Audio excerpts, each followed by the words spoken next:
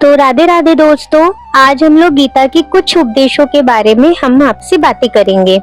क्या आप जानते हो, मैंने सुना है कि श्रीमद् भागवत गीता एक ऐसी पुस्तक है जिसमें आपको आपके सारे ही प्रश्नों के आंसर बहुत जल्दी मिल जाते हैं। फिर चाहे वो आपकी कोई इच्छा हो, कोई परेशानी हो, श्री भागवत गीता में आपके हर प्रश्न का आंसर मिलता ही मिलता है। आपकी हर परेशानी का हल भागवत गीता देती ही देती है। चाहे वह आपकी परेशानी आपके मन की हो, या धन की हो, या आपकी शरीर की हो, या फिर किसी भी रिश्ते की परेशानी हो, आपको उसका जवाब इस भागवत गीता में अवश्य ही मिल जाता है। तो आज मैं उसी भागवत गीता के बारे में कुछ उपदेशों के बारे में बात करूंगी जो आपकी पूरी जिंदगी बदल देगी। बस आप लोग इस वीडियो को लास्ट तक देखिएगा और प्लीज मेरे चैनल को सब्सक्राइब कर दीजिएगा और लाइक कर दीजिएगा, शेयर कर दीजिएगा प्लीज। बस आपसे इतनी ही विनती है मेरी। तो पहले हम आते हैं हमारे पहले उपदेश पे। जो श्रीमद् भागवत गीता का पहला उपदेश है वो ये है कि अगर कोई अपना या कोई आपसे बड़ा आपके प्रति गलत व्यवहार करता है, कई बार देखा होगा कि हमारे बड़े होते हैं, वो हमसे गलत व्यवहार करते हैं, हमें बेफालतू में नीचा दिखाने लग जाते हैं, तो हमें उसमें क्या करना चाहिए? हम सोचते हैं कि यार हम अगर इसको जवाब देंगे तो वो गलत हो जाएगा, हमारे संस्कारों पे उंगलियां उठ जाएंगी, हमारे मम्मी पापा पे उंगलियां उठ जाएंगी। तो क्या सही है? तो श्री कृष्ण ने इसमें हमें उसी बात का आंसर दिया है कि अगर कोई हमसे बड़ा हमसे गलत व्यवहार करता है तो हमको उसको कभी सहन नहीं करना चाहिए। गीता का उपदेश हमारी जिंदगी से भी जुड़ा होता है। हम भी अपनी लाइफ की बहुत सी परेशानियां जो होती हैं, यह सोचकर लाइफ टाइम जीते रहते हैं कि यह तो मेरा अपना है, मुझसे बड़ा है, मैं इसको जवाब कैसे दे सकती हूँ, या अगर हम जवाब देंगे तो रिश्तों में कड़वाहट आ जाएगी, दूरियां हो जाएंगी या रिश्ते खत्म हो जाएंगे। लेकिन गौर करने की बात यह है कि उस व्यक्ति को आपका वो कैसे मान सकता है। तो गौर करने की बात यह है कि हम उस व्यक्ति को अपना कैसे मान सकते जो हमारी परेशानी की वजह हो। अपना तो वो होता है ना जो हमारी परेशानियों में हमारा साथ दे, हमारी परेशानी को दूर करने में हमारी मदद करे। तो श्री कृष्ण गीता में हम लोगों को ये उपदेश देते हैं कि किसी को भी अपना फायदा नहीं उठाने देना चाहिए, फिर चाहे वो आपसे बड़ा हो या बुजुर्ग हो, जो भी हो, आप अपने आप पे जुल्म नहीं होने देंगे, क्योंकि आप जितना सहोगे आज के टाइम में लोग आपको उतना सहने के लिए आगे पुश करेंगे कि नहीं यार तू सह सकता है, तू सह, और तुम मजबूर हो, आपको मजबूर करा जाएगा कि नहीं तुम सहो। तो ऐसे ही जब महाभारत हो रही थी तो महाभारत के टाइम पे अर्जुन जो है वो श्री कृष्ण से अपना दुख प्रकट करते हुए बोलते हैं कि हे माधव, मैं कौरवों से कैसे युद्ध कर सकता हूँ, ये सब मेरे अपने हैं, मेरे बड़े हैं, और मैं कैसे भीष्म पितामह या द्रोणाचार्य से युद्ध कर सकता हूँ, ये तो मान्य है हमारे, और मैं नहीं कर सकता। मैं पूरी लाइफ जो हूँ भिक्षा मांग के उसके अंत से गुजारा कर लूंगा, पर मैं लड़ाई नहीं कर सकता, मैं ये युद्ध नहीं कर सकता। तो और जिन कौरवों से मैं युद्ध करने जा रहा हूँ वह धृतराष्ट्र के पुत्र है, मेरे भाई हैं, मेरे भ्राता हैं, मेरे बड़े हैं, मैं अपने बड़ों से कैसे युद्ध कर सकता हूँ? इन सबको मारने से अच्छा है कि मैं खुद सन्यासी हो जाऊं। तो श्री कृष्ण कहते हैं, अर्जुन, यहाँ कौन अपना है और कौन पराया, ये तुम कैसे जा सकते हो? जो अधर्म करता है आप उसके साथ युद्ध कर रहे हो, वो तुम्हें मोक्ष प्राप्ति होगी, उसमें कोई गलत नहीं है। अगर आपके साथ कोई गलत कर रहा है और आप उसका जवाब दे रहे हो तो क्या गलत कर रहे हो? कुछ गलत नहीं कर रहे हो। तुम अपने मन के मोह को त्याग दो।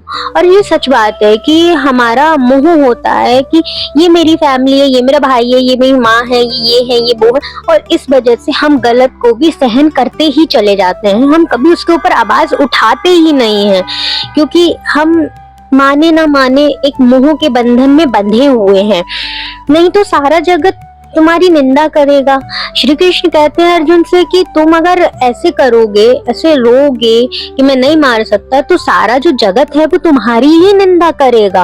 वो तो तुम्हारे लिए ये नहीं कहेगा कि भाई अर्जुन ये सोच रहा था कि जो है तुम मेरे बड़े हैं, मैं नहीं लड़ सकता, पर वो तुम्हारी निंदा करेगा, कहेगा ये तो डरपोक है, कायर है, ये कुछ नहीं कर पाया। तो फिर श्री कृष्ण कहते हैं कि बात यहाँ पे अपने पराये की नहीं है, बात यहाँ पे अधर्म की है, क्योंकि बात यहाँ पे धर्म और अधर्म की है, बात सही और गलत की है। अगर तुम गलत को गलत नहीं बोलोगे तो गलत करने वाले कभी भी उस चीज को नहीं समझेंगे कि वो गलत कर रहे हैं। उनको लगेगा कि नहीं, वो जो कर रहे हैं वो बिल्कुल ठीक कर रहे हैं, वह और भी गलत करते चले जाएंगे। अगर आप आवाज नहीं उठाओगे ना, सपोज कि मान लो आपके लिए किसी ने गलत बोला और आप उस पर चुप रहे कि भाई ये मेरा बड़ा है, मान लो आपके चचा ताऊ जो भी होते हैं कि ये मुझसे बड़े हैं, इन्होंने मुझे कुछ कह दिया है, मैं नहीं कहूंगा इनसे कुछ क्योंकि बड़े हैं, मेरे मम्मी के या पापा के ऊपर आवाज आ जाएगी कि भाई क्या संस्कार दिए, तो उनको पॉइंट मिलेगा कि भाई ये चुप रहता है, और जो चुप रहता है उसको इंसान आज के टाइम में दबाता ही दबाता है। तो इसीलिए मन के मोह की त्याग करना सबसे जरूरी है आज के टाइम में। ये कलयुग है, यहाँ कोई किसी का नहीं होता। तो इसी के साथ में जो है फिर महाभारत की एक और कथा है, तो उसमें जो है अर्जुन का जो पुत्र होता है अभिमन्यु, उसकी युद्ध में मृत्यु हो जाती है, और ये देख के अर्जुन बहुत ज्यादा मतलब रोने लग जाता है कि यार मेरा पुत्र मर गया है, मैं क्या करूं। वो कृष्ण जी से बोलता है कि हे माधव, मैं मेरे पुत्र के बिना नहीं रह सकता, और ये दुख मेरे लिए बहुत बहुत बड़ा है, मैं क्या करूं, मैं नहीं जी पाऊंगा, मैं भी अपने आप को कुछ कर लूंगा। तो श्री कृष्ण कहते हैं कि श्री कृष्ण उससे कहते हैं कि चलो तुम्हें मैं एक जगह लेके चलता हूँ। तो वो उसको आत्माओं के लोक में लेके जाते हैं, जहां अर्जुन देखता है कि अभिमन्यु आराम से बैठा हुआ है, क्योंकि उसने अपना क्षत्रिय जो उसका क्षत्रिय था एक सेकंड, क्योंकि उसने अपना क्षत्रिय व्यवहार उचित निभाया था, इसीलिए उसको इतनी मौत के बाद भी वो इतना ठाट बाट से बैठा था। तो अर्जुन जब अपने पुत्र को देखता है तो वो तुरंत ही उसके पास भाग के जाता है और कहता है कि गले गले लगाता है कि पुत्र ये वो, और तुम जो हो, मैं तुम्हारे बिना नहीं रह सकता, मैं अपनी जिंदगी खत्म कर दूंगा करके। तो अभिमन्यु बोलता है आप कौन है, और ये सुन के अर्जुन को एकदम से शॉक्ड हो जाता है अर्जुन की भाई क्या बोल रहा है, ये तो मेरा पुत्र है, ये कैसे किसे बोल रहा है कि मैं कौन हूँ। तो वो कहता है बेटा मैं तुम्हारा पिता हूँ, तुम मेरे पुत्र हो। अभिमन्यु कहता है कि आप मेरे पिता होंगे, किसी जन्म में रहे होंगे आप मेरे पिता, ऐसे तो किसी जन्म में मैं आपका पिता रहा हूँगा, आप किसी जन्म में मेरे पिता रहे होंगे। तो उससे क्या मतलब है, इससे हमें ये पता चलता है कि आत्मा का कोई रिश्ता नहीं होता, आत्मा का कुछ भी नहीं होता भाई, आत्मा आत्मा होती है, ना उसका धर्म है, ना जात है, ना पात है, ना ही उसके कोई रिश्ते हैं। तो जब अर्जुन ये सब देखता है ना कि ये तो मेरा पुत्र मुझे पहचान ही नहीं रहा है, तो वो उसको उसके सारे मोह से छुटकारा मिल जाता है, उसके सारे मोह खत्म हो जाते हैं। इसीलिए गीता के उपदेशों को ठीक से समझ लो, यहाँ कोई किसी का अपना नहीं है, और जो बुरे वक्त में हमारा साथ दे वही हमारा अपना होता है, बाकी सब पराए हैं। तो जय श्री कृष्णा, राधे राधे।